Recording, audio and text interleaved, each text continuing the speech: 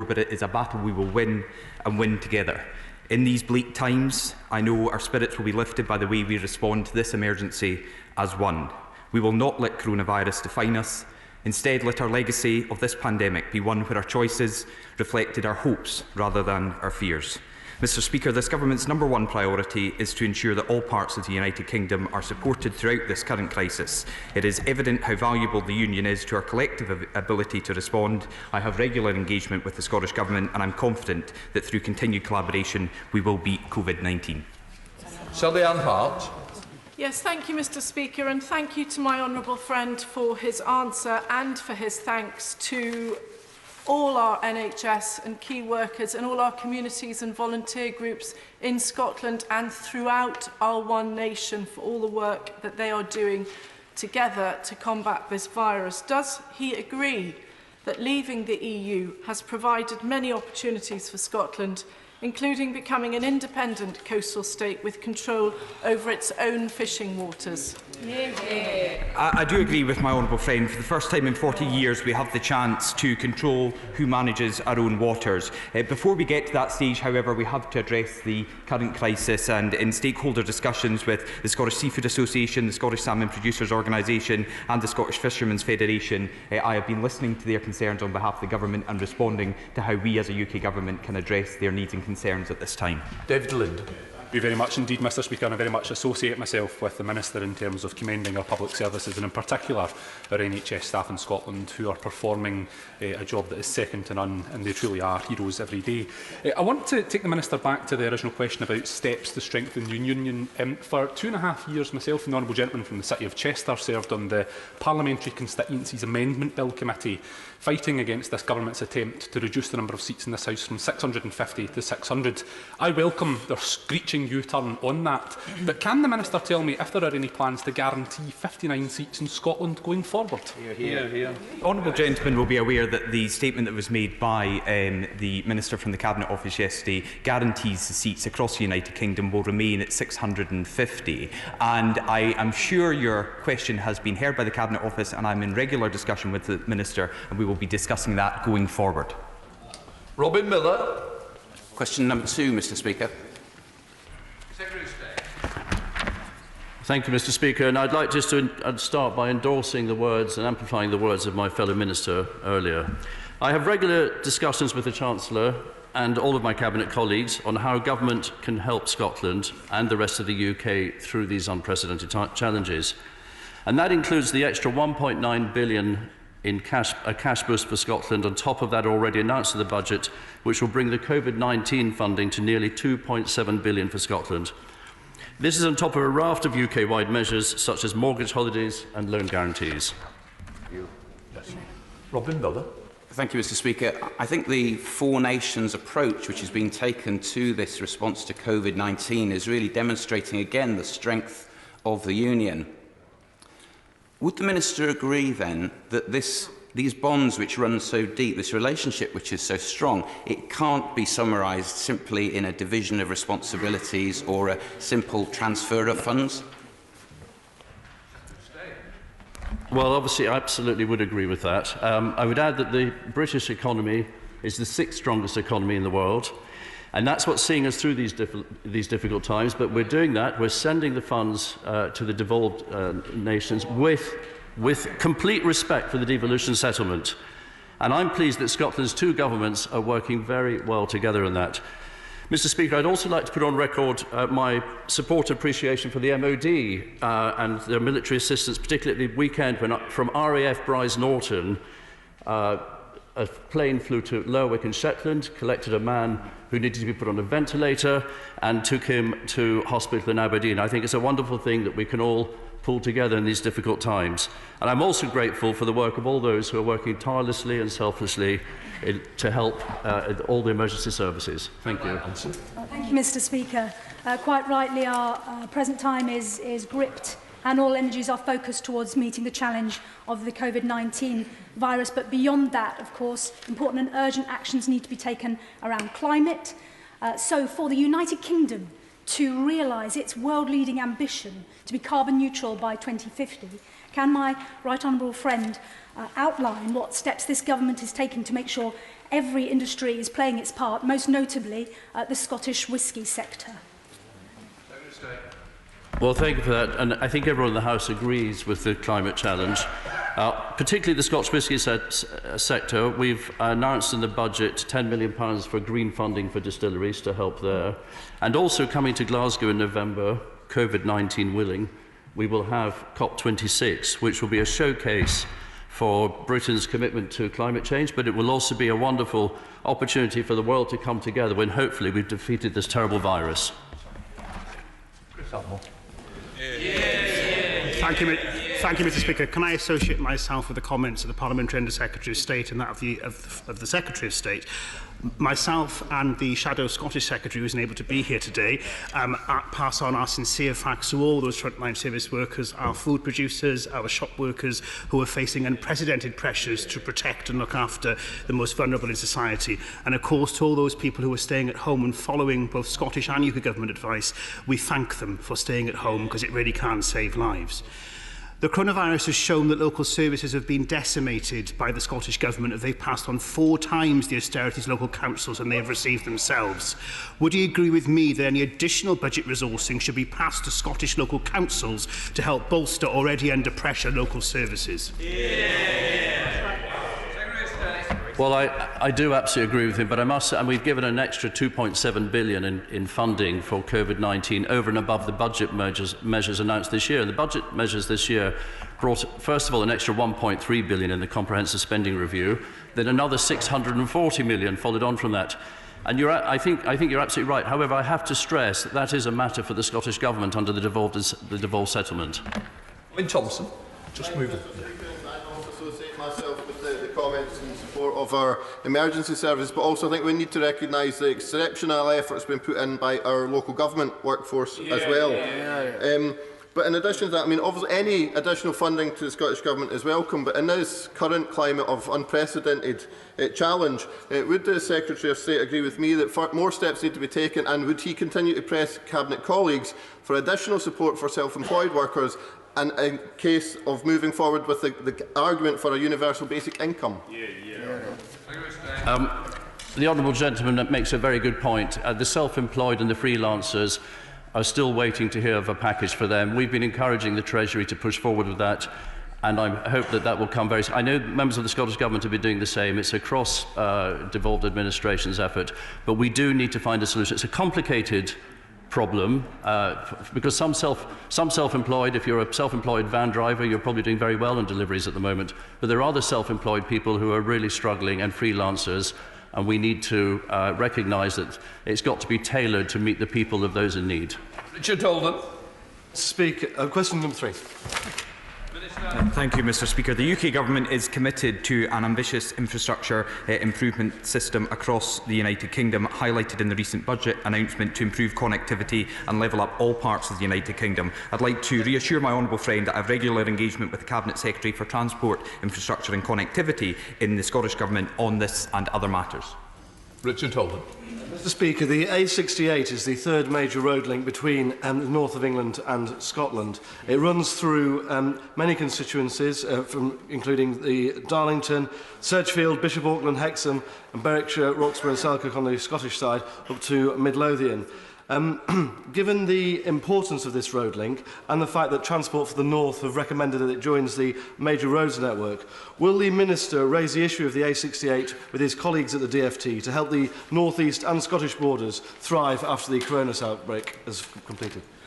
I'm grateful to the honourable gentleman for the question, because the A68 is an extremely important road in the United Kingdom, running from Darlington and connected to the A720 in Edinburgh, and therefore vital in strengthening the links between England and Scotland. And as the honourable gentleman asked, I'd be delighted to discuss how we can improve this critical network in the United Kingdom with my right honourable friend, the Secretary of State for Transport, and also Transport Scotland.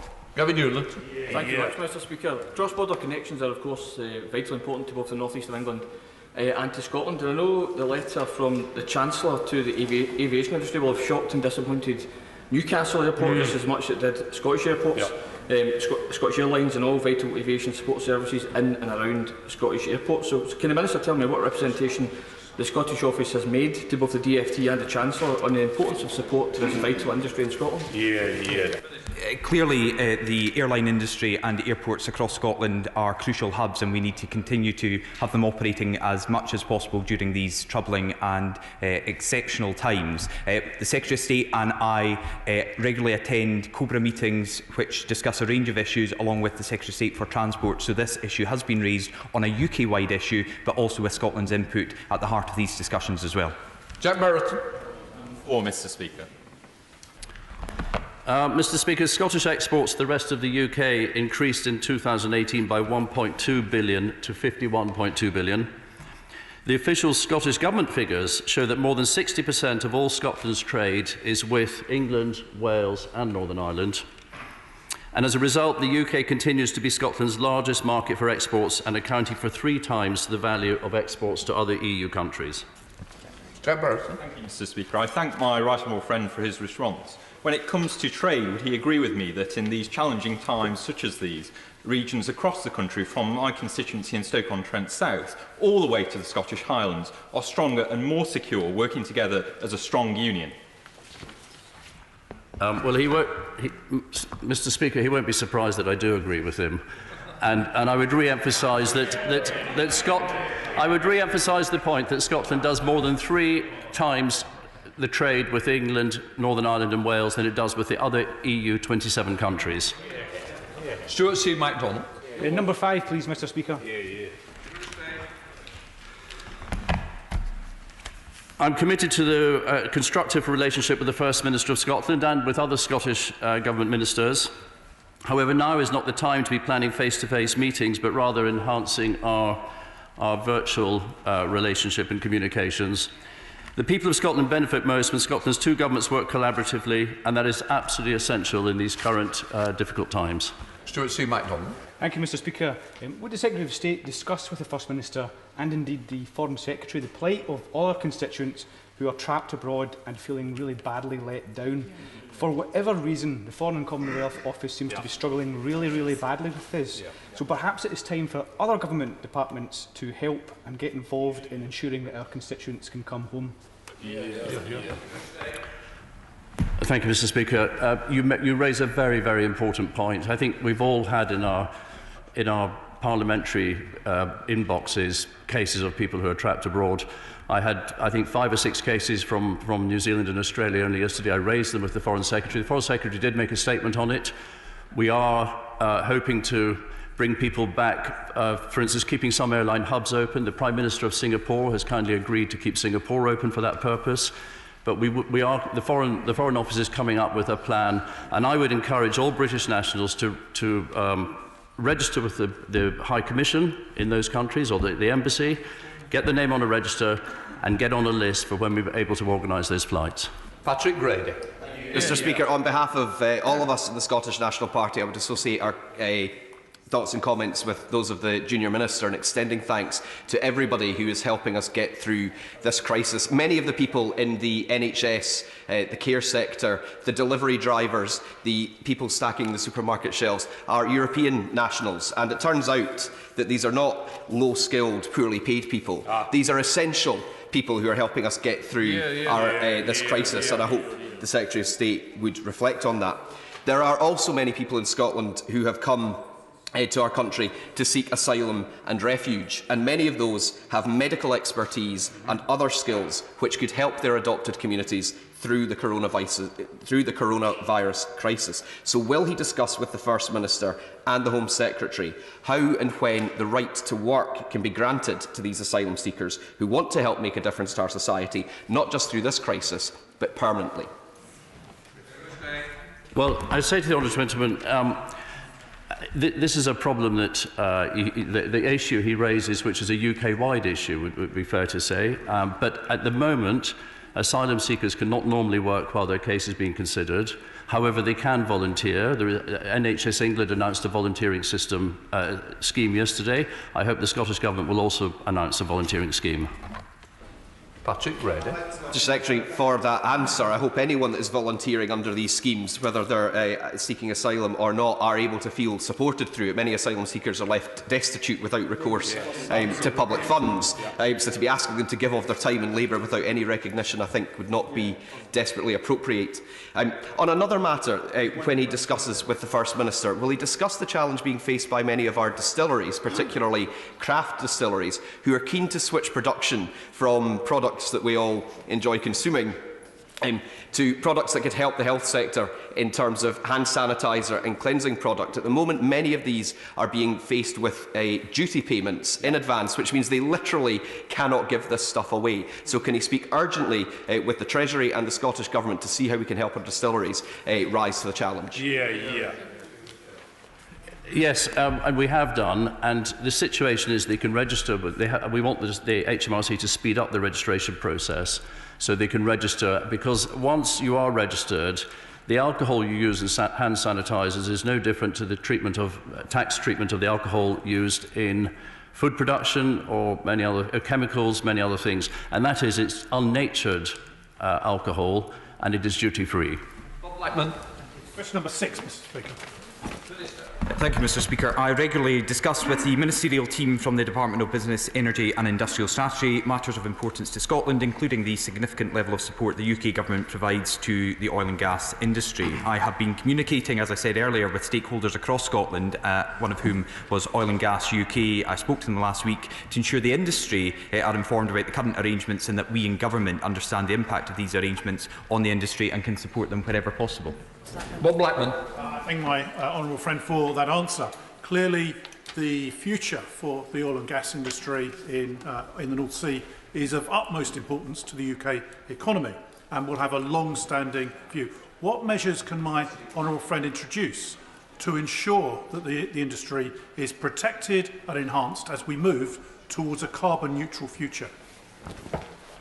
Well, I wholeheartedly agree with my honourable friend's assessment, and it is crucial to continue to support the oil and gas industry in the transition to net zero. That's reflected in our manifesto commitment to work with the sector on a transformational sector deal. The oil and gas sector are already assessing what could form part of this deal through its Roadmap 2035, which addresses how the industry can be part of the solution to the challenges that the transition to a net zero economy will bring. Alistair Carmichael. Thank you, Mr Speaker. Can I ask the Minister to speak with some urgency to Oil and Gas UK about the situation facing offshore workers at present? In the last week or so, I've received representations from constituents who are offshore and have had their crew change extended, so they've had to work extra weeks. And also I've heard from some who are concerned that going offshore may take them into an environment where they are not properly protected. Can he ensure us that offshore workers may well be out of sight, but they will not be out of mind? I absolutely agree with the Right Honourable Gentleman. They may be out of sight, but they are not out of mind from the Right Honourable Gentleman as a constituency member, myself as a Minister in the Scotland Office and the Secretary of State as well. This issue has been raised with me by others in the Aberdeen area. Last week I did discuss this and other matters with Oil and Gas UK, and we have a call later on this week to discuss this further. So I will reference the remarks made by the Right Honourable Gentleman and perhaps get back to him after that further discussion. Alexander Stafford. Thank you, Mr Speaker. Can my right honourable friend update the House on what discussions he had with the Business Secretary regarding his role as President of COP26 in Glasgow? And does he believe this vital conference will promote the UK as a world leader in tackling climate change, and that we must ensure that it goes ahead after the coronavirus ends? Well, understandably, all the efforts of this government and governments around the world are focused on tackling the coronavirus outbreak. But we look forward, hopefully in November, to welcoming leaders from around the globe to discuss this emergency and to hear the concerns and solutions from governments throughout the world. Glasgow will be a hub of these discussions, not just in the 11 days in November, but in the period leading up to and after COP26. Wendy Chamberlain. Question 7, Mr Speaker. Okay. I can't read that. Thank you, Mr Speaker. The UK Government is working in lockstep with devolved administrations, World Health Organisation and our international partners to keep the whole of the UK safe. The UK Government will continue to work closely with involved administrations as the situation develops to ensure they have the funding needed to tackle the impacts of COVID-19. Wendy Chamberlain. I'd add my thanks to the people of Scotland for the effort they are taking so far. I'd particularly call out those in communities who are already volunteering and providing vital services to those that are vulnerable. But in the last 24 hours, I've been contacted by several different local businesses in the self-catered accommodation industry. They thought that they would be eligible for COVID-19 grants for small and medium businesses in retail, leisure and hospitality, but yesterday they discovered that they're explicitly listed by the Scottish Government as not being eligible for these grants. If you operate a chalet, a caravan, a B&B, you're eligible, but self-catering accommodation is specifically excluded alongside ATMs, jetties and pigeon lofts, amongst others. If my constituents operated elsewhere in the UK, they would be supported, and the message from them is clear. Without these grants, the self-catering accommodation industry in Scotland is in peril. We cannot let this happen, and I appreciate this is a really difficult and challenging time for governments, but will the Minister make representation to the Scottish Government to reconsider their exclusions in order to ensure consistency and support and the future of this industry? We've got to ask questions, not speeches. Well, I thank the Honourable Lady for raising that point. It's a really important point, and if you take the self-catering industry, self-catering cottages, that's for rural Scotland, that's a massive issue, not just in her beautiful constituency, but my more beautiful constituency than hers. And there is going to be an emergency package of measures announced next week. Our colleagues in the Scottish Parliament are discussing that today. We have raised the issue, the Scotland Office have raised the issue already, and we are very keen to see a support package for those rural businesses, particularly the self-catering business and others, the caravan parks. If they're only having residential caravan stayers, then we want them all to be, if you like, supported in whatever way they need to be, because, as the Chancellor said, we will do whatever it takes. Chris Elmore. Thank you, Mr Speaker. Can I press the Secretary further on support for freelancers, the self-employed and sole traders? Will he, the Chancellor and First Minister, speak urgently this week to ensure a package of measures are put in place for those groups who need the support? I understand what the Secretary of State is saying about these things take time, but people are deeply worried about their futures, including paying their mortgages and feeding their families. Well, first of all, Mr Speaker, it was remiss of me not to welcome the Honourable Gentleman to his role, albeit it may be a temporary one. A reshuffle's coming, his brief role. But if he's invited back, well, that would be excellent news, obviously. The answer is yes, absolutely. We have been discussing in ministerial meetings support for self-employed and freelancers. We recognise it's a very serious issue, and the government is giving it its full attention. Chris Elmore. I thank the Secretary of State. There are 330,000 workers categorised as self-employed in Scotland. These workers need reassurance quickly from the UK Government. The Irish Government has announced a new flat-rate extra payment to those who are self-employed of €350 a week. That, I'm sure he would agree, would be a start while a full support package put into place.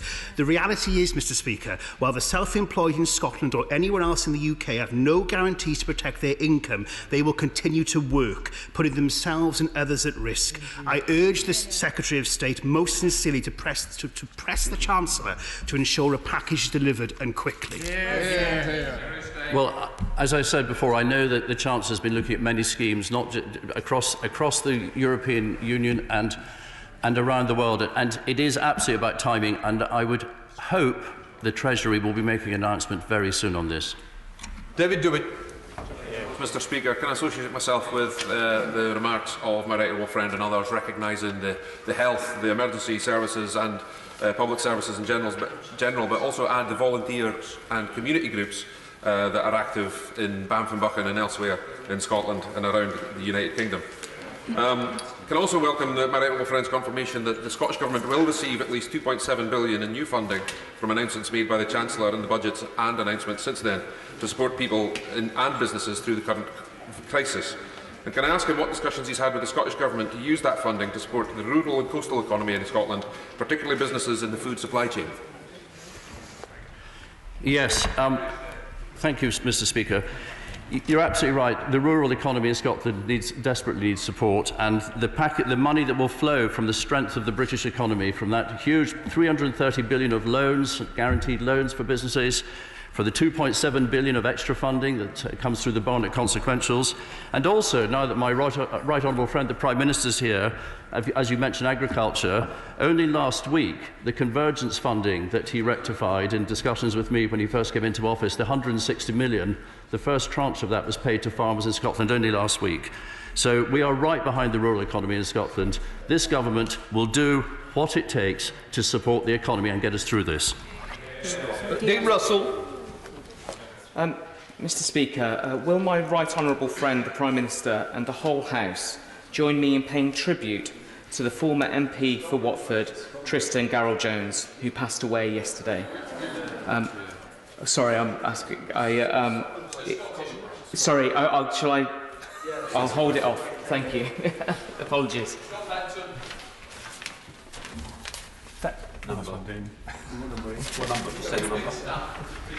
Okay, let's come to Chris Stevens. Thank you, Mr Speaker. The Secretary of State for Scotland will be aware that there are companies operating at the moment who shouldn't be. They are defying the advice from his honourable friend, the Prime Minister. So will he raise with the UK Government to ensure that those companies still trading at the moment will have closure orders and will face heavy fines if they continue trading from today onwards? Well, as the Prime Minister and the First Minister of Scotland have said, it's essential businesses that must carry on trading. And so I think the Prime Minister is here. He will have heard his remarks. Order. I have a short statement to make about the conduct of today's Prime Minister's question time. It is exceptional. I will run Prime Minister's questions until 1 o'clock. It will serve as an effective replacement for separate statements on the situation of coronavirus. I will allow the Leader of the Opposition 2 sets of questions of 6, so the total of 12, which I expect to be taken in 2 sets of 6. Similarly, I will allow the Leader of the second largest party 4 questions in 2 sets of 2. I will also exceptionally call a further question from an opposition front bench spokesperson. In order to maximise participation, can I ask for short questions and short answers? We now start Prime Minister's questions with Susanna Webb. Question number 1, Mr Speaker. Mr Speaker, this morning I had meetings with ministerial colleagues and others. In addition to my duties in the House, I will have further such meetings later today. Susanna Webb. Firstly, I would like to pay tribute to the Prime Minister and his ministers for navigating my constituents through these unprecedented times with your decisive action. Tribute also to my constituents and those working in the NHS for your truly heroic work. No one can afford to be complacent during this time, and I applaud the Right Honourable Friend's address to the nation on Monday, which reinforced the need for us to stay at home, protect our NHS in order to save lives. Can he assure me that the Government will ensure the people have the support they need in order to do so? Mr Speaker, I fully echo her tribute to our amazing NHS workers, and it is in order to protect them and to help them that we are taking the extraordinary measures that this country is, and I repeat my advice to the nation, which is to stay at home, protect our NHS and save lives. Jeremy Corbyn. Thank you. Thank you very much, Mr Speaker, and thank you for making the best arrangements possible today to ensure that as many members as possible can ask questions, but also that the Government is held to account, which is what the function of Parliament is. Many more people will be mourning the loss of loved ones as a result of coronavirus this week. Our hearts go out to all of them and to those suffering from the disease at the present time. Across our country, people are working day and night to keep us safe, fed and warm. Our wonderful NHS staff, police, firefighters, prison and probation workers, teachers, civil servants, local government staff and social care, all of them are showing the value of public service. They are the unsung heroes, keeping the transport system running, the post delivered, utilities running and our supermarkets properly stocked. I'd like to pay special mention to one group that are usually ignored, forgotten and decried as unskilled workers: cleaners. All around the country and in this building are doing their best to keep our places hygienic and safe.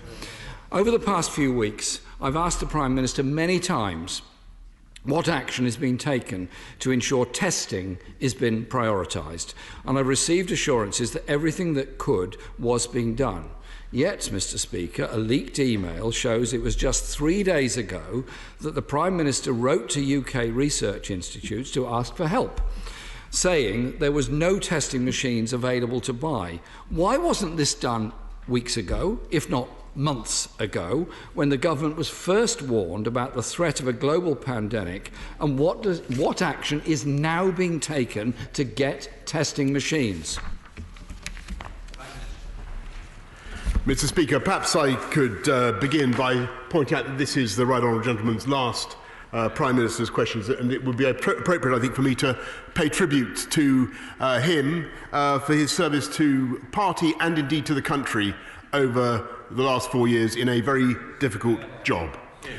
We may not agree about everything, but no one can doubt his sincerity and his determination to build a better society. And I want to pay particular tribute and thanks to him and all his colleagues for their cooperation in the current emergency as far as possible across party lines. I agree with him very much in what he said about cleaners. They do an extraordinary job, and they deserve all the protection and support that we can give them in this difficult time. And on testing, he is quite right that testing is vital to our success in beating the coronavirus. And as the Health Secretary has explained many times, we are massively increasing our testing campaign, going up from 5,000 to 10,000 to 25,000 a day. And in answer directly to his question, this has been a priority of this government ever since the crisis was obviously upon us, for weeks and weeks. Corbyn. I thank the Prime Minister for his very kind remarks. I believe in a decent, socially just society. And he was talking as though this was a sort of obituary. Just to let him know, my voice will not be stilled. I'll be around, I'll be campaigning, I'll be arguing, and I'll be demanding justice for the people of this country and indeed the rest of the world. We can only protect the health of us all, Mr. Speaker, if we protect the health of our carers.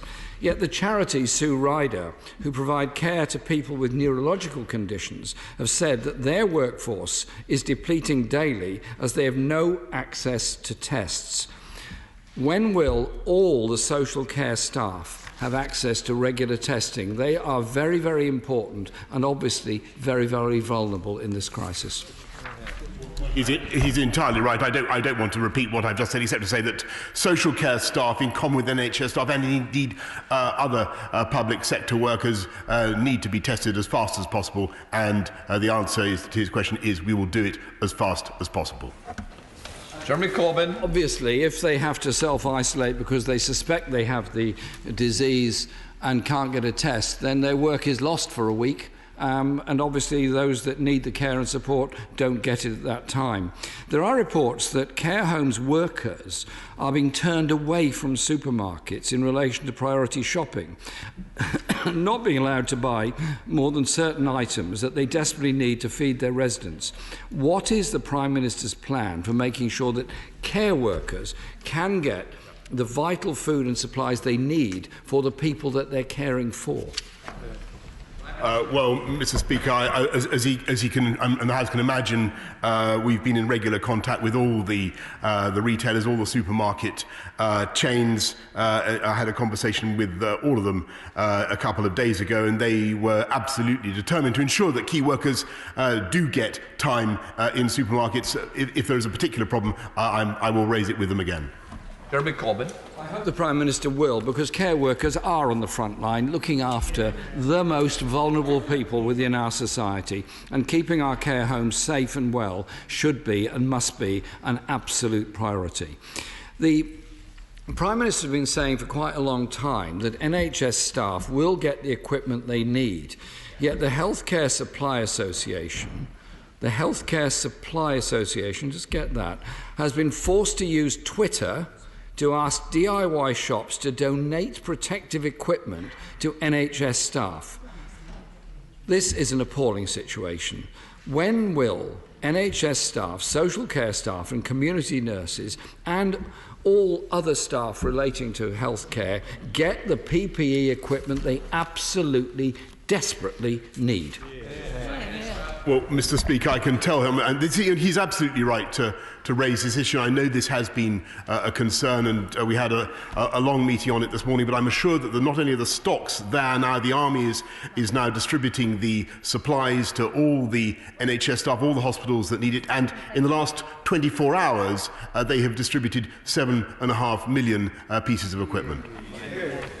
Corbyn. It's important they get it because yesterday 77% of NHS chiefs who responded to a survey said that the lack of staff testing and staff shortages were the two biggest areas of concern for them.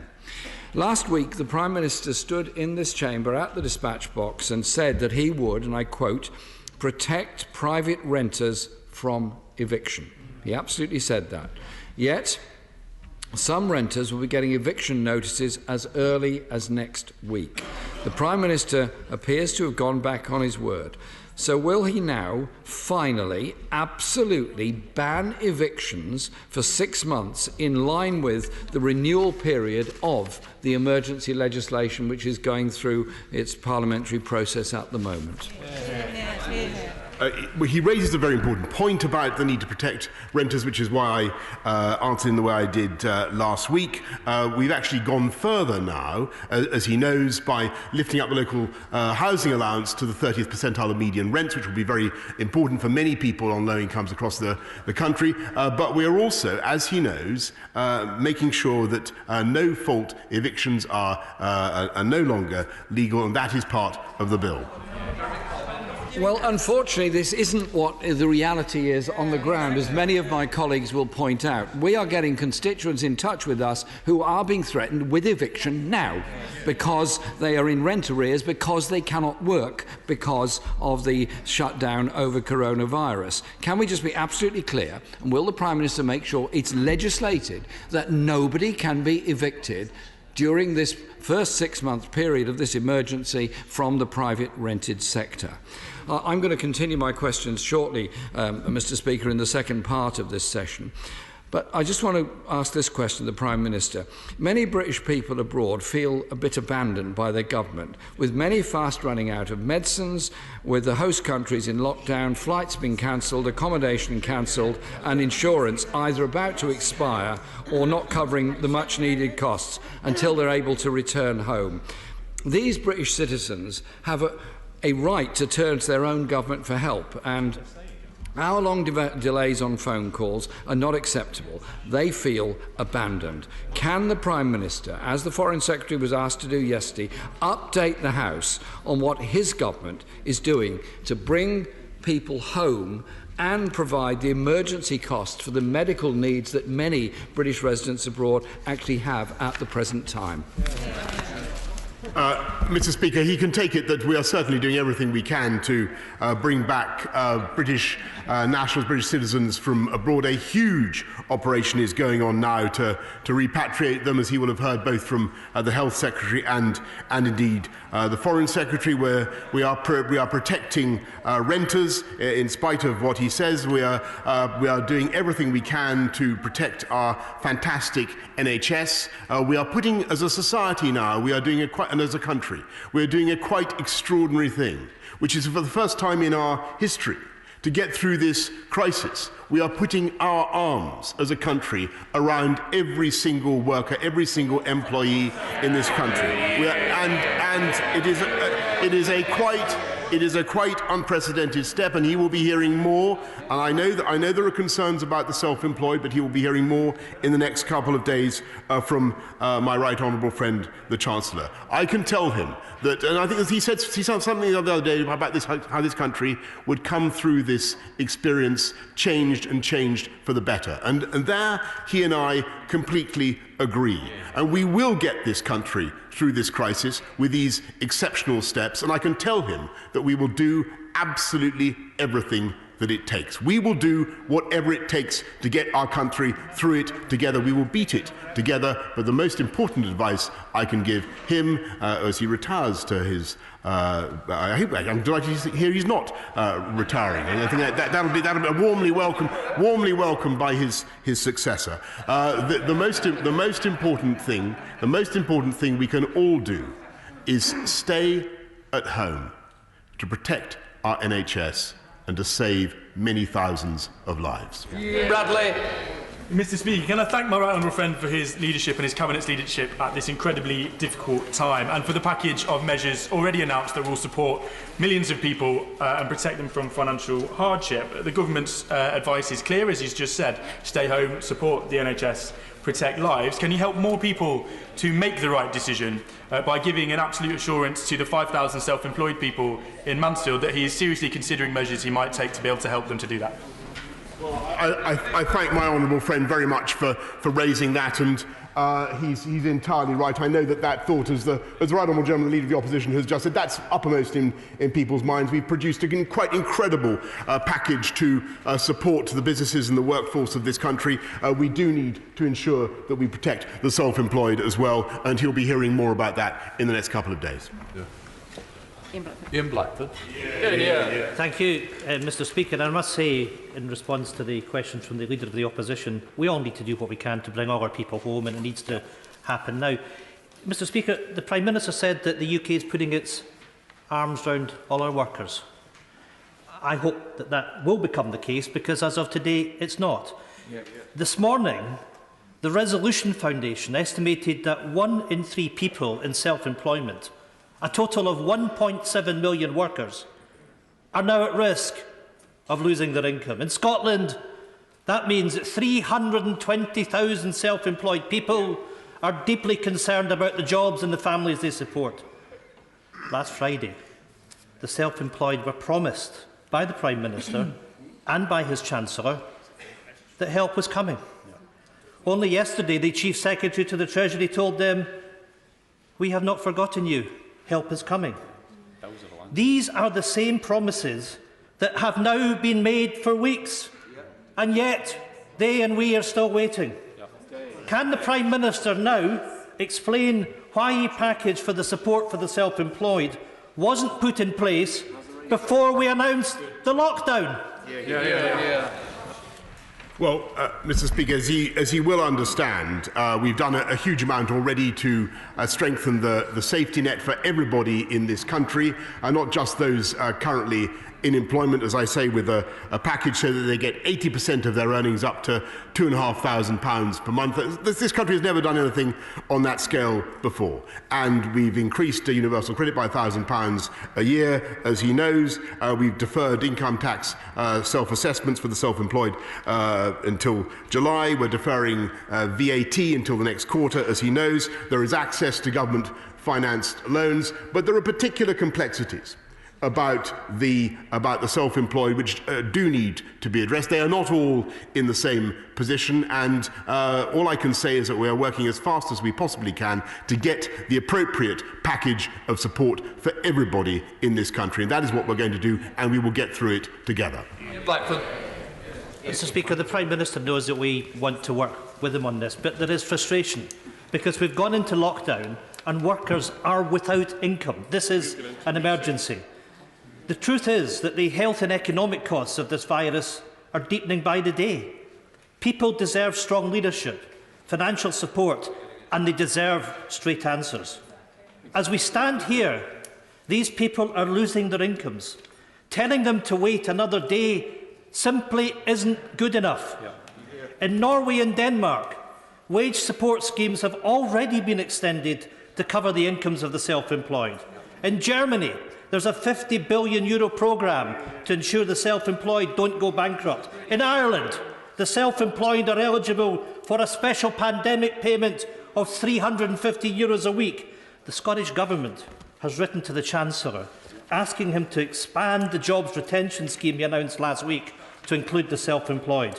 Can the Prime Minister confirm that when the Chancellor eventually does announce measures, there will be parity and equality of support between the already announced jobs retention scheme and the new scheme for the self-employed? They must not be left behind, Prime Minister. Mr. Speaker, he's making a very important point, and I totally share his desire to get parity of support. I would just remind him that we have extended mortgage holidays. We are giving all sorts of help, all sorts of interest-free loans to everybody across the whole country. There are particular difficulties with those who are not on PAYE schemes, as I think the whole House understands. We are bringing forward a package to ensure that everybody gets the support that they need. That's the way to get this country through it. But if I may say so, the better we tackle the epidemic now, the more vigorously we're able to suppress the disease now, the faster we will come through it. And that means, yes, it certainly means testing, but it means staying at home, protecting the NHS, and thereby saving lives. Jen Stevens. Thank you, Mr. Speaker. Wolverhampton has sadly already seen many cases of COVID-19, and I'm sure the Prime Minister would like to join me in thanking all the staff at New Cross Hospital in my constituency. Would he also thank the many volunteers coming forward to help their neighbours in Wolverhampton, but also say to the few people who are trying to flout the advice to stay at home that their actions will cost lives? Prime Minister.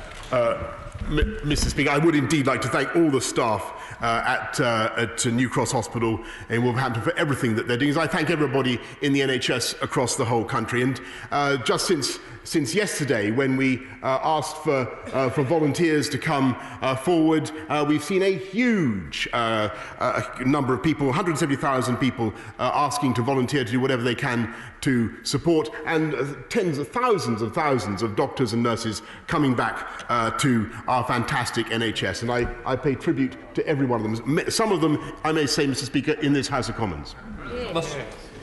Given the critical incident there last week, and tragically that it has recorded one of the highest levels of deaths so far, the Prime Minister will understand that there is considerable concern about the situation at Northwick Park Hospital that serves my constituents and many others. Can he tell the House, therefore, when he expects the staff at the hospital to have access to the high-grade personal protection equipment they need, and crucially to the testing equipment as and when they need it, to keep them safe, to prevent the risk of cross-infection, and to keep their loved ones safe? He's absolutely right, Mr. Speaker, to raise the issue at Northwick Park, and they've had a consignment in the last few days, and we will keep those supplies coming. Thank you, Mr. Speaker. There's no doubt that our nation and our world is under attack from an aggressive virus which intends to infect every one of us, sometimes with deadly consequence. And it seems to me that in uncertain times we need clarity and leadership, and I want to commend the Prime Minister for the leadership and the clarity he's given in the messages coming from government, where we know them all very clearly, which is to protect the NHS, save lives, and by staying at home. But can I ask the Prime Minister, will you confirm that he will lift any of these measures imposed at the earliest possible opportunity once he knows that our nation is safe? Yes, of course, Mr. Speaker, and we keep them under constant review, and the more the whole country is able to work together to conform with those stipulations, the faster we'll get on top of it, the faster, Mr. Speaker, we'll come out of it. Peter Kyle. Mr. Speaker, through the Prime Minister, can I thank his ministers who have been working very constructively, particularly from the Department of Health, with members from across the House in these difficult times. They have asked us to report back difficult situations in our patch. In that light, I'd like to draw attention to the fact that the Oaklands Care Home in my constituency has had a really difficult time lately. A 94-year-old resident developed the symptoms of coronavirus and requested a test. 10 days later, when the test finally happened, 14 of the 20 residents were exhibiting symptoms. 7 of the staff were off sick so they could self-isolate. They were agency staff who'd also been working in other care homes. None of the protective equipment requested had arrived. Can the Prime Minister tell the House, in the 80,000 care homes around Britain, what date will they expect tests to be carried out on the day that symptoms emerge, and every single person working in those care homes will get the protective equipment they need? Yeah. Well, on the tests, as I said earlier on, the answer is we want to roll that out as soon as we possibly can. And on the personal protective equipment, the answer is by the end of this week. Alexander Stafford. Thank you, Mr. Speaker. Can my right honourable friend, the Prime Minister, assure me that he is in regular contact with supermarkets and food suppliers to ensure that goods are getting to the shelves where they are needed? And will he join me in calling on people to only take what they need, not to stockpile, and to stamp out the disgusting scourge of black marketing profiteering? Yes, indeed, Mr. Speaker, and I think the profiteering is something that we should be looking at from a legislative point of view in this House, as has happened before in this country. But I can tell him that the supermarkets do have adequate supplies. Our supply chains, as my honourable friend knows, are very good. We've relaxed delivery hours, but it is very, very important that everybody in their shopping acts reasonably and considerately for other people. Ben Lake. Mr. Speaker, I would like to convey Plaid Cymru's thanks to the health workers, social care workers, teachers, cleaners and all those who are fighting this virus in the front line. Today, an elderly constituent telephoned my office in dismay that she and her husband are struggling for ways to get food. Both are vulnerable, both are self-isolating according to government advice. They have been told that the next available delivery food slot is April 16th. What support can the government offer to ensure vulnerable people in remote and rural areas, such as Ceredigion, are prioritised for food deliveries? Well, Mr. Speaker, I'm told that there is an army of local volunteers who are delivering food supplies, but if he wishes to communicate that case directly to us, we'll take it up. Rob Butler. Does the Prime Minister share my concern that the contractors for HS2 Limited are not following the very clear government advice on coronavirus? This is not to be clear about the rights and wrongs of HS2, it is about the safety of us all, because my constituents have seen not only contractors blatantly fail to the rules about social distancing, they've observed them coughing over concerned residents, causing great distress. Should they stay at home to save lives? Mr. Speaker, we've been very clear that everybody should work at home if they possibly can, and construction should only take place in a way that is in accordance with Public Health England and industry advice. Tracy Brabin. Thank you, Mr. Speaker. Charities, including those on the front line of our national response to coronavirus, working with the seriously ill, the elderly, the young victims of domestic violence, and providing food to the vulnerable, they're in absolutely dire straits, and they face a 4.3 billion drop in income. Furloughing staff providing essential services to the vulnerable is just frankly not an option. When is the Prime Minister going to come forward with an urgent package, as my honourable friends for Cardiff South and Penarth and Lewisham Deptford and 150 colleagues from 8 parties across the House have been calling for, so that they can continue their life-saving work? Mr. Speaker, she's absolutely right to pay tribute to the work of the voluntary sector, the charitable sector. They are crucial to our national response to this crisis, and so we are indeed looking. My honourable friend, the Culture Secretary, and my honourable friend, the Chancellor, are looking at a package of measures to support charities as well. John Barrow. Mr. Speaker, I commend the Prime Minister and all those on the front line for their handling of this situation. And he will know I've raised with him previously the importance of reaching out to all the elderly and the vulnerable who live alone regardless of their health, so that no one is left behind. But as a former secretary, may I raise with him the plight of the British Council? It is running out of money. They have had to cease their commercial activities, and their reserves will be exhausted within weeks. Can he make funding available? Mr. Speaker, I came to love the British Council when I was doing the job he refers to. We will continue to support it in any way that we can, and we're actively looking into what we can do. Oh, Michael. Thank you, Mr. Speaker. When all this is over, I think the Prime Minister will genuinely have earned himself a proper break on a paradise island. And in that regard, can I commend to him the paradise islands of Orkney and Shetland, where we have a fantastic tourism offer built up over many decades, but which have at its heart the tour guides, the craft businesses, the small food and drink businesses who are overwhelmingly self-employed. So will the Prime Minister give an assurance today to these self-employed people that when the offer of help comes, they will not be in any worse a position than they would be if they were in employment? Mr. Speaker, I cannot, in all candour, promise the House that we will be able to get through this crisis without any kind of hardship at all. But what I can tell, and he and I have talked face to face about the issue that he raises, we will do whatever we can to support the self-employed, just as we are putting our arms around every single employed person in this country. And I well understand the point that he makes. And he should be, and as for his generous invitation, he should be careful what he wishes for.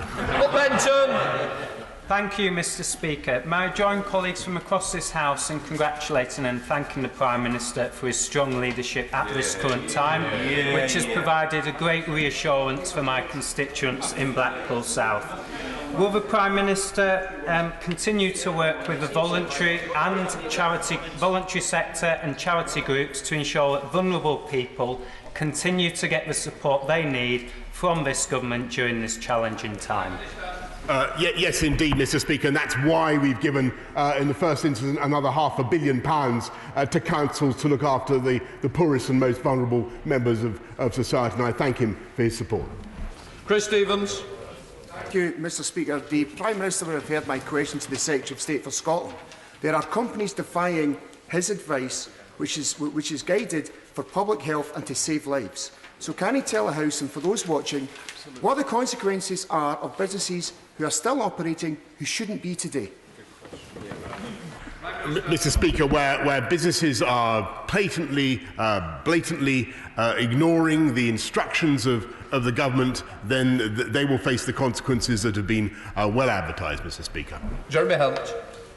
Speaker, can I salute the tone of the Prime Minister's very difficult, sombre address to the nation on Monday night. I know that heroic efforts are happening to ramp up the amount of testing. Could the Prime Minister give us some idea as to when we will be able to get back to routine testing in the community, as happens in Korea and Germany and other countries? And should we not now introduce weekly tests for NHS staff so we can remove from them the fear that they might be infecting their own patients? Well, Mr. Speaker, I can tell the House that both on antibody testing and on antigen testing, we are making huge progress. We're buying millions of antibody tests to show whether or not you've had the disease. And on his point that has been raised several times about how soon can we get NHS staff and other public sector workers tested in advance to see whether they currently have the disease, the answer to that is as soon as we possibly can. Newland. Thank you very much, Mr. Speaker. Thousands of jobs in my constituency and nearly 1 million across the UK rely on the aviation industry for work, from pilots to baggage handlers and cabin crew to security staff and many, many more. The aviation industry is vital now and will be crucial when we come out of this dreadful coronavirus situation. The Chancellor and the Transport Secretary committed to a bespoke support package, but yesterday he wrote to industry to renege on that commitment. Can the Prime Minister tell the industry why his government have washed its hands of it? Yep. I can tell the Honourable Gentleman we have certainly not washed our hands of any sector of UK business or industry. We're in regular contact with the aviation sector, doing everything that we can to help, and already that sector and others have schemes such as Time to Pay and many other loan support schemes already available. But I can assure him, Mr. Speaker, that there are other contacts going on as we speak. We're going to now start the second part of Prime Minister's questions. I'm going to open with Jeremy Corbyn. Thank you, Mr. Speaker, and again thank you for making the arrangements that you have today so that more colleagues can come into the chamber. It is a little odd, however, that we're having to have a double session of Prime Minister's question time to question the Prime Minister when he himself should have volunteered to come here and make a statement at some length on the subject rather than just doing it through press conferences and television addresses. This House is the place where the government should be held to account.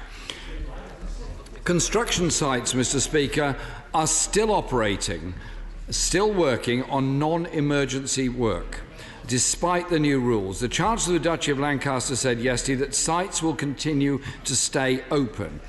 We heard this morning on the radio a call from a self-employed construction worker who said that he had contracted coronavirus, he was suffering from it, he knew he had got it, but had no other option but to get on the London Tube and go onto a site to work, obviously putting himself at greater risk and putting all other passengers and all other workers on that site at risk. Why was he doing it? Because his site had not been closed down. He had no other source of income to feed his family. So he's going to work, making all of us more at risk as a result. So can the Prime Minister be absolutely clear and give unequivocal guidance now that construction work on non-emergency work should stop now? Mr. Speaker, everybody should work at home unless they must go to work, and every business that can, unless they have no alternative, they cannot do that work from home. If a business is continuing, a construction company is continuing, then clearly they should do so in accordance with the guidance of Public Health England, and they have a duty of care to their employees. But overwhelmingly what we are saying to the people of this country is that unless you need to leave the house to take exercise, for medical reasons, or to buy essential supplies, you should stay at home, protect the NHS and save lives. Jeremy Corbyn. Obviously, people should stay at home and protect others. But if they have no other source of income, then these very difficult, very personal choices are going to be made, and as a result, we're all put at greater risk as a result of it. The self-employed having to choose whether they go to work or stay at home, or face losing their entire livelihood, relying instead on an overstretched welfare system, which could pay as little as £94 per week. One self-employed person said they need to pay for baby food, rent, council tax and insurance for the car they use for work. Faced with the decision to feed your family and pay your bills or stay at home and not get paid, why is it taking the Prime Minister so long to guarantee income for all self-employed workers? There are millions of them. Our economy has changed.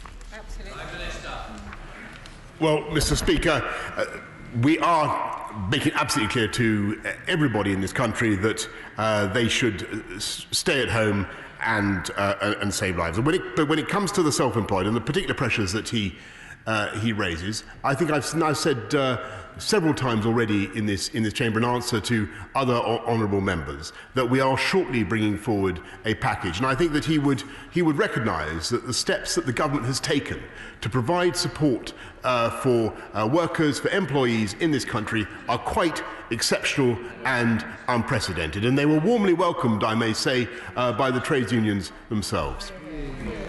Jeremy Corbyn. Speaker, I'm asking questions about the self-employed and those on 0 hours contract and those with no recourse to public funds who have no support. They are in a very difficult situation, and he should understand that there are many of our constituents, for every member of this House, our constituents lead a hand-to-mouth existence. A few days' pay lost is catastrophic for them. And time again, government ministers have told us that workers affected by the crisis could get help via universal credit. Last night, there were queues of over 110,000 people trying to get onto the DWP system in order to register to apply for universal credit. Will the Prime Minister now put extra resources and funding to boost the DWP capacity and relax the often quite draconian requirements on people claiming, so that money gets where it's needed quickly to those people who've got to feed the kids, got to pay the rent, got to survive somehow? Mr. Speaker, he's perfectly right, and that's why we've increased the funding for universal credit so that it goes up by £1,000 a year. That will benefit 4 million of the most vulnerable households in the country. And overall, we're putting another £7 billion into the welfare system altogether. And as I say, we will be bringing forward a package for the self-employed. But what we are not doing, and this is fully in accordance with the scientific and medical advice, what we are not doing is closing down the whole UK economy. And you will understand the reasons for that. Jeremy Corbyn. We're not asking for the entire UK economy to be closed down. We obviously want people to be safe, but clearly things have to go on. My question was about the DWP resources, which the Prime Minister didn't answer. Well, well, it wasn't an answer that was satisfactory to me. One of his colleagues is claiming it was a yes. I'll take that. So that means more staff now for the DWP, quickly, so we don't have 110,000 people waiting. Yeah, I haven't finished yet. Because my question is, Mr. Speaker, while he's about it, and this will give him time to think of the answer, can he... This is not a time for levity.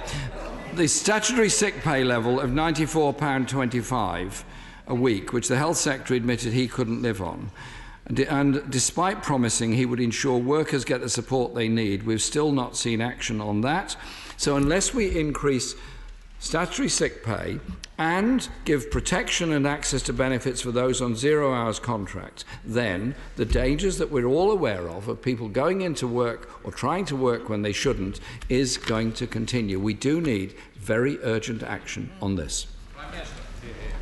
Mr. Speaker, he's absolutely right. This is not a time for levity. It's a time for serious action and a serious response to the crisis. And that's what he's seen from this government. And that's why from day one we insisted that statutory sick pay should be payable from day one. That's why we've advanced universal credit. And just to repeat the answer I gave a moment ago, Mr. Speaker, we've increased universal credit by £1,000 a year. That will benefit 4 million people of the poorest families in the country. And yes, we do want to see... I pay tribute, by the way, amongst the many fantastic workers in this country, not just in the NHS, not just in social care, but of course in the teaching profession, but in the DWP itself. They're doing an incredible job. They're facing huge new demands. They're doing an outstanding job. And yes, we will support them. And that's why we're putting another £7 billion, as I said just now, Mr. Speaker, into our welfare system.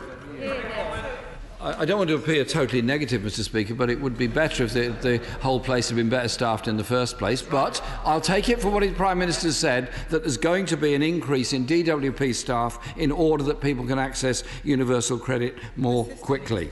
Mr. Speaker, it's quite right that Parliament is virtually closed today, and it's right that the Prime Minister and Cabinet Ministers continue to deliver daily public information sessions, and that is absolutely correct. However, I understand it's going to be possibly some time before the House meets again, and there has to be scrutiny of what governments do. That is what Parliament is for. That is what oppositions exist for. And so I'd be grateful if the Prime Minister could indicate how, over the weeks until Parliament opens again, he's going to put himself open to some form of scrutiny, electronic, whatever it happens to be, so that Parliament can hold government to account because of the levels of stress and concern of all the constituents that we represent. Well, Mr. Speaker, the Honourable Gentleman is entirely correct. I think the way we've tried to handle this crisis is to be as open and transparent as we possibly can with all our working, all our thinking, and I will work with you, if I may, Mr. Speaker, about how we can make sure that Parliament is also kept informed throughout the recess. Jeremy Corbyn. Thank you, Mr. Speaker. All I could say to the Prime Minister on this is, please make sure you make yourself available for scrutiny by this House and by everybody else, because we represent people who are desperately worried about their health, about their economic well-being, and if you're living in a small flat and you're told to isolate and you have a large family and a large number of children, the levels of stress are going to be huge. The levels of stress throughout our society are huge. It's up to all of us to do what we can to reduce those levels of stress and obviously bring this whole situation to a conclusion as quickly as we can. So we need clarity, not confusion. We need delivery, not dither. This crisis shows us, Mr. Speaker, how deeply we depend on each other. We'll only come through this as a society through a huge collective effort. At a time of crisis, no one is an island. No one is self-made. The well-being of the wealthiest corporate chief executive officer depends on the outsourced worker cleaning their office. At times like this, Mr. Speaker, we have to recognise the value of each other and the strength of a society that cares for each other and cares for all. Minister. Well, Mr. Speaker, I really want to do nothing else except to associate myself fully with the closing words of the Leader of the Opposition. And I think that what this country is doing now is utterly extraordinary. We are coming together as a nation in a way that I've not seen in my lifetime to help to defeat a disease and to help save the lives of many, many thousands of our fellow citizens. And we all understand that that will involve a sacrifice. But we're gladly making that sacrifice. And the most important point I can perhaps make to the House today is that that sacrifice is inevitable and it is necessary. But the more we follow the advice of the government, the more strictly we obey the measures that we have put in place, then the swifter and more surely this country will come back from the current crisis, the better we will recover. And so I just repeat my message in case the right honourable gentleman would like to hear it one more time. The best thing we can do is stay at home, protect our NHS and save many, many thousands of lives. Speaker, I echo the words of my right honourable friend.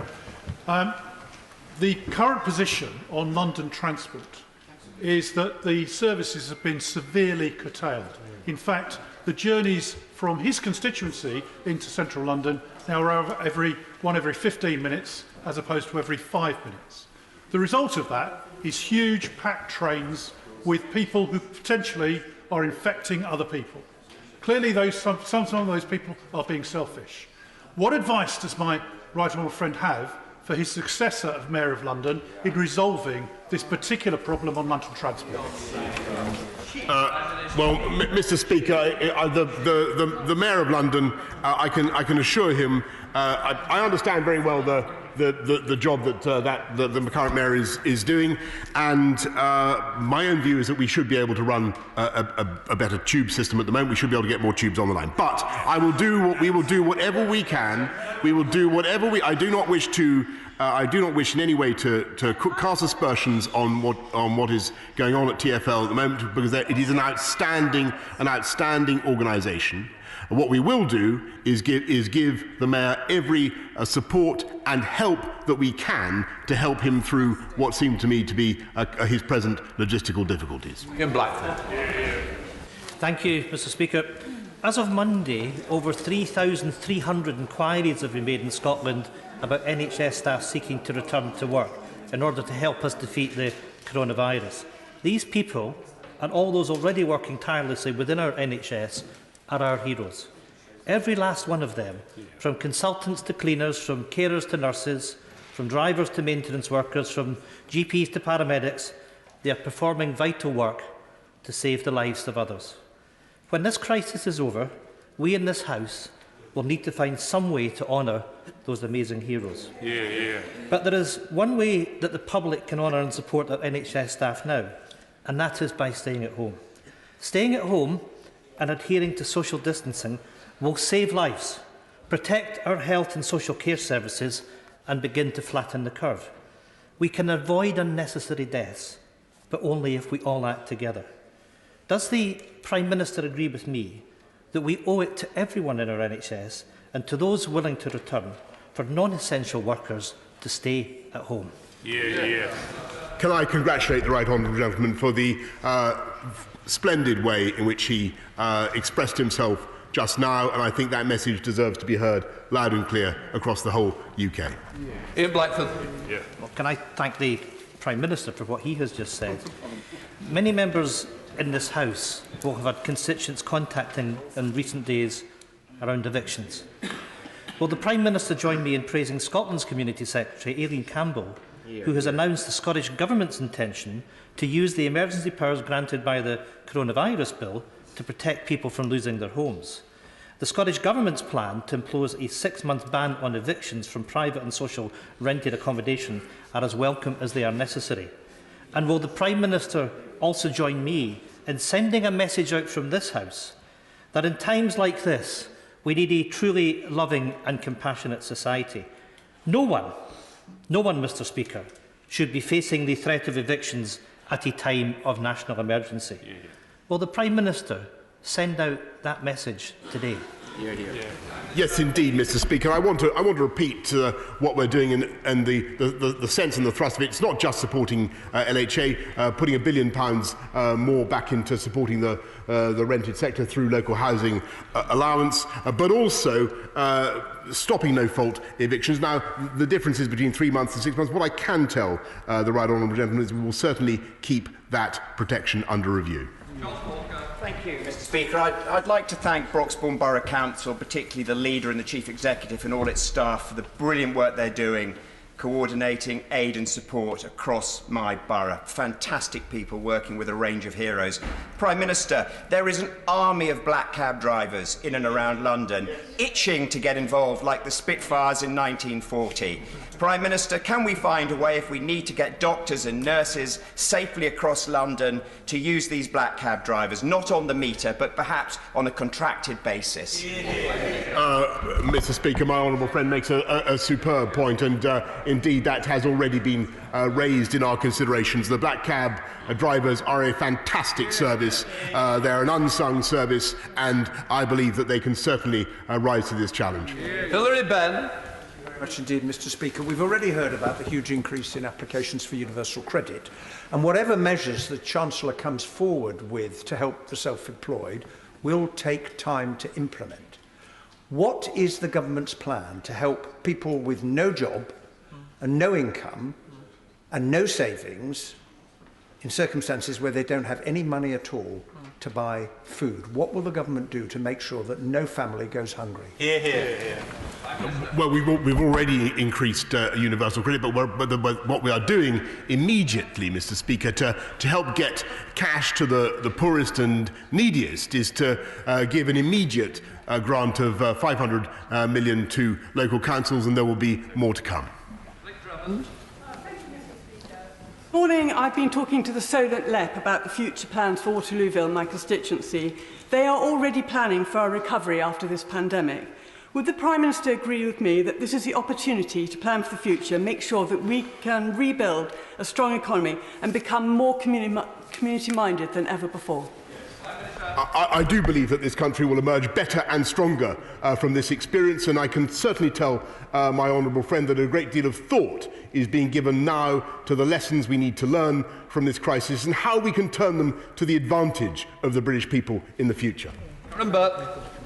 Is the Prime Minister aware that people are being evicted now, this week, as a result of losing their income, including all of those people who are being turfed out of low-cost hotels where they were being housed either in their own right or by the local authority? Is he aware that all his emergency legislation will do is defer evictions for 2.5 months, storing up a problem further down the line?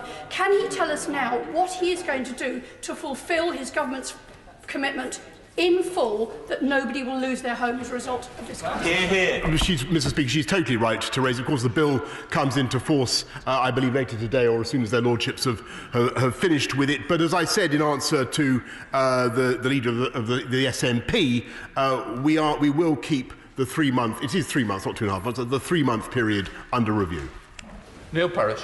Thank you, Mr. Speaker. Like so many colleagues, my constituency has many self-employed. Farming, food and food production is very much self-employed businesses. Can we be assured that it won't be bureaucracy and the difficulty of setting up a system that stops that help getting to the self-employed, because it's absolutely essential we cut through the bureaucracy to make it work? That is indeed the issue, Mr. Speaker. The difficulty is not devising the schemes. We can devise the schemes. The difficulty is getting the cash to the people who need it in a timely way, and anybody who has worked on any of these projects will know that that is the real issue, Mr. Speaker. Atherson. Speaker, some firms such as Sports Direct or Wetherspoons have shamed themselves by bullying their staff into work. Other businesses are trying to do the right thing but are being let down by their insurance companies, such as events, sporting and conference companies in my constituency. Will the government give a clear direction now that no large events involving large numbers of people should be taking place any time in the near future, and insurance companies need to get their act together? Yes, Mr. Speaker, the instructions could not be clearer. The enforcement is there, and it is going to be applied, and the message should go out not only to those companies but to the insurers as well. Anthony Mandel. Thank you, Mr. Speaker. Can I thank the Prime Minister and his team for everything they've done so far, and can I associate my words with the member for Tiverton and Honiton about the need to support rural and coastal communities? And with that in mind, what further support might we be able to expect regarding fishermen who are sitting on the line? Mr. Speaker, he is absolutely right, and he and I have seen the wonderful work that's done by the fishing community in his constituency, and they will receive all sorts of benefits, not least, of course, our ability in due time to take back control of the plenteous resources off the UK coast. Wendy Chamberlain. Mr. Speaker, yesterday I spoke with a constituent who suffers from a debilitating rheumatic autoimmune disease, and symptoms of her condition are similar to that of coronavirus. She's concerned that she won't be included in those to be shielded, even though she's clearly at risk, and she's concerned that she's going to end up needing emergency medical help as she takes different medications. Can the Prime Minister confirm that the Government is working with the devolved administrations to ensure that the shielding guidance is consistent across the UK? Yes, indeed, Mr. Speaker. We're trying to make shielding guidance as consistent as we possibly can, but in her particular case, can I perhaps advise her to get in touch directly with us, and we'll make sure that she's included. Ruth Edwards. Thank you, Mr. Speaker. Nottinghamshire Police are asking local employers to give paid leave to special constables to allow them to help during this crisis. Does the Prime Minister agree with me that every business should be playing its part and that all special constables should be able to report for duty? Yeah. Prime Minister. Yes, indeed, Mr. Speaker, and I should have added the police and specials, everybody who serves in our incredible police force for what they do, and they should certainly be added to the roll of honour. John Speller. Thank you, Mr. Speaker. Tens of thousands of our constituents are stranded abroad. At the same time, thousands of planes and pilots are sitting idle. Ministry of Defence have unparalleled experience in chartering planes and organising flights. What they need, Prime Minister, is your instruction to do that. So when you go back to Downing Street, will you get onto the Ministry of Defence, tell them to get the airlift started and bring our people home? Prime Minister. Yes, Mr. Speaker, we certainly, though not every country in the world necessarily welcomes a grey tailfin, as it were, but we will make sure we are working with. Most of them do, I should say. But charters we are certainly commissioning right now, and there is a massive repatriation effort going on. Richard Holden. Mr. Speaker, can I put on record the gratitude of my constituents to the leadership that has been shown by both the Prime Minister and the Health Secretary during this very difficult time for the whole country. Coronavirus is showing our NHS at its best, including doctors, nurses and support staff in my North West Durham constituency, but it's also showing the strain in some parts of our NHS, including worn-out parts of the NHS estate. After the coronavirus pandemic outbreak has passed, will he and the Health Secretary work with me to look at delivering a new community hospital to replace the aged one at Shotley Bridge in my constituency? Mr. Speaker, the short answer to that question is yes. The long answer is this government is in no way undimmed in its ambition to continue record investments in our NHS and build 40 new hospitals, Mr. Speaker. Stuart C. MacDonald. To protect us all from coronavirus, we need to protect the most marginalised, and that includes asylum seekers, those whose asylum claims have been refused, and all who are prohibited from having access to public funds by Home Office rules. So will the Prime Minister encourage the Home Office to urgently and radically reform its policies so that everybody can access the support and accommodation they need to get through this crisis? Prime Minister. Mr. Speaker, this country will look after all the most vulnerable in society in the way that we always have, and the groups that he mentions will certainly receive the Home Office funding that they need and deserve. Tom Hunt. Thank you very much, Mr. Speaker. The police will play a role in policing the social distancing guidelines outlined earlier this week. This will put an extra pressure on limited police resources, and my concern is that certain criminal elements might look to exploit this moment of national emergency to push their own insidious agenda. Will the Prime Minister promise me and my constituents that we will come down like a ton of bricks on those such individuals? Prime Minister. Yes, indeed, Mr. Speaker. The early signs are that criminal activity is not up, is in fact down at the moment, but we will come down like a ton of bricks on anybody who seeks to exploit the situation. Thank you, Mr. Speaker. The people of Newcastle are desperately trying to do the right thing, although my inbox tells me that they are angry, confused, running out of money, isolated and stranded in some cases. However, not all businesses are doing the right thing, and I am particularly thinking of Mike Ashley forcing workers into empty Sports Direct shops. The Prime Minister said that businesses should stand with their staff. What is his message to those who don't? Prime Minister.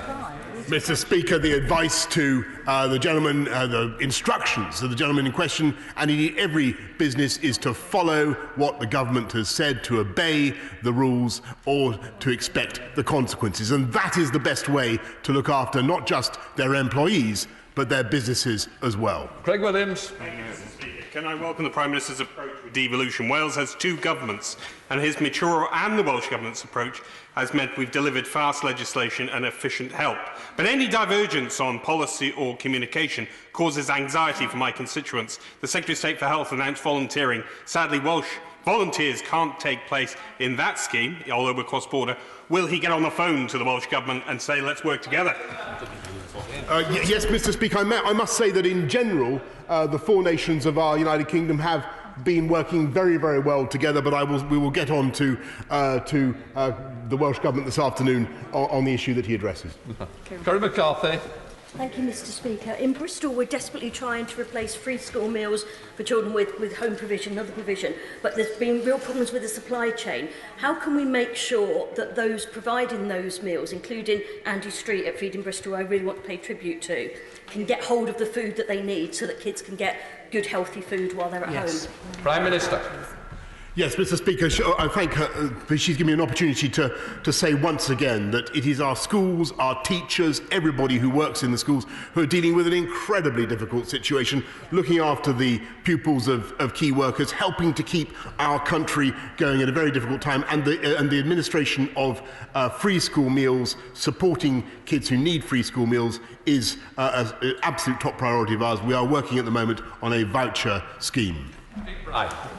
Trying to summarise an MP's inbox right now is not easy, but mine would say self-employed, please help us, and online delivery slots, which ones would they be? I trust the Prime Minister's going to deliver on the first. We've covered it a lot today. But on the latter, what can he realistically, given the demand, what can he realistically do? Prime Minister. Well, Mr. Speaker, we changed the regulations so that supermarkets have got much more freedom in their delivery hours, and obviously one of the things we want to do is to make sure that we support people to help in this, what is, after all, at the moment, an expanding sector of the employment market, and we don't want to be putting up any barriers to online delivery at all. Can I just say and wish the Leader of the Opposition well on his final question? And can I say to the Prime Minister, you have the wishes of everyone to make sure this country gets through this. Yeah. We now come to the ministerial statements. The Lord President of the Council, Leader of the House of Commons, Jacob Rees-Mogg, on the business. Yeah.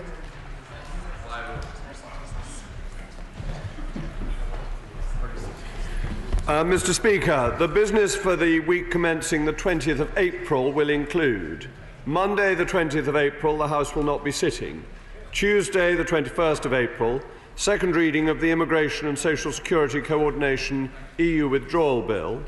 Wednesday the 22nd of April, second reading of the Finance Bill, followed by motion relating to the membership of the Liaison Committee, followed by motion relating to the membership of the Scottish Affairs Committee.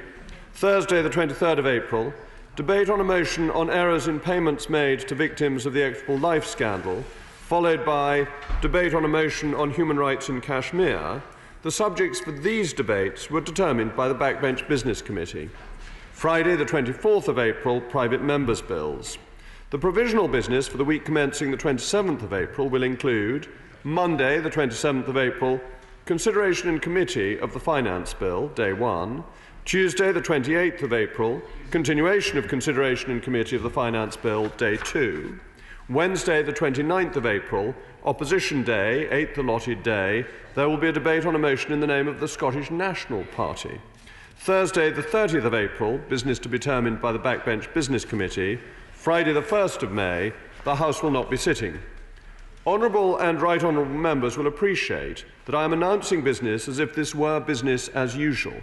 I am grateful to parliamentarians and parliamentary staff for coming together to support the completion of emergency legislation essential to fight against COVID-19, including the Contingencies Fund Bill that will allow expenditure of £260 billion on account.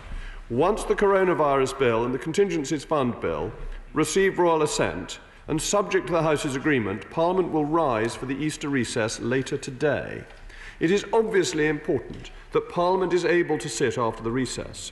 Further discussions will therefore continue within Government, with the parliamentary authorities and with members to ensure Parliament operates safely for all those who work here. The legislature must be able to continue its vital democratic functions of conducting scrutiny, authorising spending and making laws, including the Finance Bill. Whilst my business statement is made with the aim of bringing the House back as normal on the 21st of April, we will continue to keep the situation under review in line with medical advice, and I will make further announcements about the plans for business when we return as necessary. Tolerant Farce. Thank you, Mr. Speaker, and can I thank the Leader of the House for his statement. Can I start by wishing Prince Charles a speedy recovery? I know he's tested positive for coronavirus, and our gracious Sovereign, who's also in self-isolation. It was good that Prince Charles was able to have a test. A lot of our frontline staff don't have that test. I wonder if the leader could ensure that, and I know the Prime Minister said earlier he wants to protect the NHS, they need protecting, they deserve our gratitude. Could he do all he can to ensure that tests are available for them? He will know that the front bench of our party and other opposition parties are working constructively together, and I hope that will continue while we go into recess. Many of the fiscal measures have come through because our constituents have contacted us to ensure that we put their cases forward. Some of them are absolutely desperate. I am a bit slightly concerned about his 21st of April caveat, and I know he will do all he can to ensure that Parliament returns on the 21st. We know that we are able to operate, albeit with a skeleton staff. Can I just ask him about voting, because that's another area that honourable members have concerns about. We need to hold the government to account. He's the first, I'm sure, to agree. We found new ways of voting during the Brexit debate, so I wonder if those negotiations could continue through the usual channels, because clearly that the House and voting arrangements, it has to reflect the wishes of the House. I've raised with him the possibility of questions. We know that questions aren't answered during recess, and in the light of your statement, Mr. Speaker, there is no way that the staff currently the civil service can cope with 60 questions at a time. We don't ask for that, but given this is unusual at times, whether it's through questions or perhaps an MP's hotline, more MP's hotlines may be the way forward, but if he could possibly look at the way that urgent questions can be answered. Could I just ask him about the Boundary Commission report, which was published as a written statement yesterday? That is going to be decided by order in council. Now, he and I both know that it's not a matter for the gracious Sovereign to be involved in a political decision. I wonder if he could ensure that any oral statement comes back to the House so that the House can decide on that. I'm tempted to say I've received an email from, but I want to pay tribute to the Leader of the Opposition and thank him for all his work, and particularly his family and his staff. They've worked very hard. But he must have done something right, Mr. Speaker, because he's seen off 2 Prime Ministers. But finally, I want to thank everyone here, the staff who have enabled us to carry on working here with a reduced staff, to carry on business. And I want to wish every single honourable and right honourable member and their families, I hope they're going to be healthy and safe. Leader. Mr. Speaker, the Right Honourable Lady rightly sends the House's good wishes to the Prince of Wales. God bless the Prince of Wales, and indeed to the Queen. We will be coming back on the 21st of April, which is, of course, Her Majesty's actual rather than official birthday. So let us hope that affairs are in a better state by then. The Right Honourable Lady referred to tests, and I would reiterate what my Right Honourable friend the Prime Minister was saying earlier. There is an absolute determination to increase testing as fast as possible. That is of great importance, and it is being worked on. I am grateful, and the government is extremely grateful, for the cooperation from opposition parties. That when opposition parties cooperate with the government, this is not always seen, because what they achieve is done behind the scenes. But the opposition parties have contributed considerably to the coronavirus bill and to ensuring its passage through this House. And I would like to thank them for a model way of working in very difficult times. The voting issue, Mr. Speaker, you came up with proposals for how we would vote had we voted this week, which I think was sensible. But yes, there is more work to be done, and we will have to discuss working practices when we get back, depending on how affairs look on the 21st of April or shortly before. The Right Honourable Lady refers to the written statement on the Boundary Commission. When we get back, there will be opportunities for normal scrutiny once we are back fully operational. And I'm delighted to see that the Leader of the Opposition is back in his place, so I too may pay tribute to him. I perhaps have a particular admiration for him, which may surprise him, because when I was first elected to Parliament, it already has, he says, but when I was first elected to Parliament, there was a distinguished figure who sat at the far end of the opposition benches, was in Parliament the whole time, spoke very regularly, and was a very, very committed parliamentarian. And then he became leader of his party.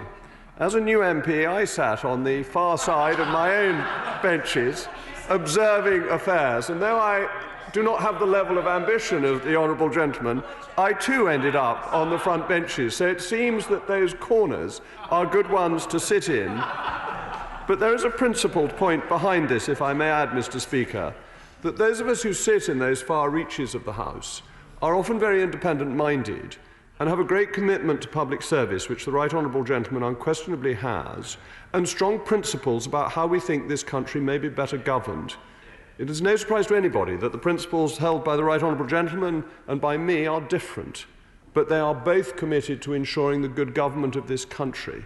And I think the model he has shown of how a backbench member may make an enormous contribution over many years and may then lead his party with distinction is one that should be remembered. Principles in politics are fundamental to how we do what we do and how we achieve it. So this is a most sincere tribute to the Right Honourable Gentleman, and I note from what he said to the Prime Minister earlier that this is not retirement, it is merely moving to a different part of the front bench in a few weeks' time. I reiterate the Right Honourable Lady's thanks. Well, I understand that's what's been asked for, and ask and it shall be given, seek and you shall find. The Right Honourable Lady is absolutely right to pay tribute to all the people who have kept the House operating, who have done a really terrific job. I think the security teams, the doorkeepers, and as the Leader of the Opposition said, the cleaners have really worked marvellously well to ensure we are operating, and of course the clerks, and the flexibility that is being shown in ensuring that scrutiny may continue via select committees. And finally, the Right Honourable Lady wished everybody good health. It is very interesting. We always ask people how they are, as a normal courtesy, wandering about our daily lives. At the moment when we make this inquiry, we really mean it, and so I too wish everybody good health. Teresa Villiers, but just before, I expect to run this to about 1:30, Teresa. I completely understand the need to send Parliament off for the recess early, but there are, of course, huge questions which are yet to be resolved.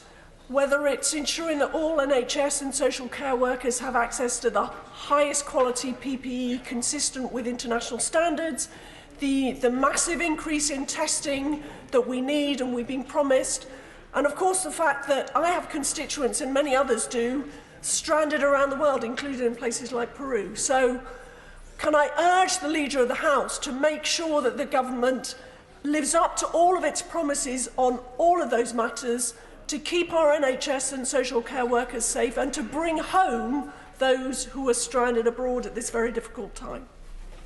Leader of the House. Mr. Speaker, those matters have, of course, been raised with the Prime Minister as well. And it is important to note that in answer to a request from the Shadow Leader, we are going to liaising with other government departments to ensure that we have hotlines for members to call, which may speed up the process of holding the government to account. Patrick Grady. Thank you, Mr. Speaker. And on these pensions, of course, we send our best wishes to the Duke of Rothesay as he recovers from the coronavirus. I think we warmly welcome the decision that the House will close for its recess today. It's important that we set an example. We've been doing that in how we sit in the chamber. It's important that we are able now to return to our constituencies and, like everyone else, social distance, stay at home and save lives. But I want to add on behalf of the SNP, especially the small number of us that have been here this week, our immense gratitude to all the staff of the House, the clerks, the security staff, the cleaners, the catering staff. It's been a trying time for all of them, and none of us would be able to do our job without their support. Absolutely. I think he's right that the business listed for the week of the 21st of April must be extremely provisional, and if Parliament is to be brought back and the crisis is continuing, it has to be done in a way that respects whatever guidance is still in force around social distancing. As I said to him earlier in the week, it may well be the case that anyone that comes to London from constituencies outside of the metropolitan area would have to self-isolate when they went back to their constituencies if the epicentre is continuing here. So we have to bear those logistics in mind. And I'd be happy to share with them an absolutely first-class research briefing that the library compiled about practices in other parliaments elsewhere in the world and how they're dealing with this. And we should thank the library service for their work in these times as well. I welcome the indication of that there will be an opportunity to convene the Scottish Affairs Committee and Liaison Committee, and an indication of an SNP opposition day as soon as time realistically allows. And finally, I would echo the calls of the Honourable Lady around parliamentary questions. I wonder in particular if members who have tabled named day questions that would have been answered when the House was sitting tomorrow, Friday, Monday or Tuesday might still have those questions answered, and then that some kind of provision is thought about if we are into an extended period of closure beyond that. Thank you. Leader of the House. Thank you, Mr. Speaker, and the Duke of Rothesay and the Lord of the Isles will, I'm sure, appreciate the good wishes from the SNP. I appreciate his point on the guidance from the library. That is very useful, and the library is a wonderful resource that we have. And as regards to questions, it is important that the government is held to account, and I can assure the House we are looking at ways where questions may be continued. The only caveat that I would add is that ministers are exceptionally busy at the moment, and it is important that people are reasonable in what they ask for. Bob Blackman. Thank you, Mr. Speaker. In these tough economic times for numbers of people, a number of our constituents will be tempted to take a payment holiday on their mortgage. Now, unfortunately, these holidays will not be paid holidays, they'll be unpaid holidays, and the reality is that the interest on those mortgages will continue to accrue and will need to be paid when things turn to normal. The one area which does not seem to be offering any payment holidays whatsoever are our credit card companies, which are already charging exorbitant interest charges anyway, particularly when the Bank of England has slashed interest rates. So can my right honourable friend arrange for the Treasury to do something about this to prevent many of our constituents falling into terrible debt from which they may take years literally to recover? Leader of the House. Mr. Speaker, my honourable friend is right that the usurious rates charged on credit cards can trap people into high levels of debt, as may the high overdraft fees, interest rates that have recently been introduced. And this is a serious matter, and the banks, I'm sure, are aware that the rest of the country is doing its best to help, and will note that they received a lot of help in 2008. There is a parable about this which I'm reminded of, but Mr. Speaker, time does not allow. Sarah Jones. Thank you, Mr. Speaker. I appreciate, as I think we all do, that we shouldn't be meeting physically in this place. It's not the right thing to do, and I accept that the decision has been made that we should rise for recess early. But I'm really uncomfortable as a Member of Parliament receiving hundreds of emails all the time from constituents who are worried, as the Honourable Lady said, about a whole raft of different things that are as yet unanswered by this government, that I will not have the opportunity to ask a question and receive an answer over that recess period. And I wonder, in this modern age, you know, all of us are Zooming left, right and centre at the moment with all our constituents, many people, all at the same time. It's perfectly possible. Surely it must be possible for us to fulfil our democratic function at this time of great crisis and put questions to the government and get answers back. Mr. Speaker, I will make the hotline numbers available for each department as soon as we have them. We've got most of them already. The other thing to remind honourable and right honourable members about is that not every question to a ministry needs to go through a parliamentary question, that they answer to written inquiries, emailed inquiries as well. And if honourable right honourable members have any difficulties getting replies, please contact my office even during the recess, and I will do everything I can to help facilitate speedy answers. Yes, Mark Pritchard. Thank you, Mr. Speaker. The Leader of the House suggested that we'll be listening to the second reading of an immigration bill on the first day back, and with the indulgence of Mr. Speaker, there of course could be urgent questions or statements on that day about the coronavirus and subsequent updates, but those are often time limited. I just wonder whether the Leader of the House would consider us having a day or 2 days to discuss many of the issues raised on both sides of the House in a general debate or something similar on coronavirus and the immigration bill being taken perhaps later. Leader of the House.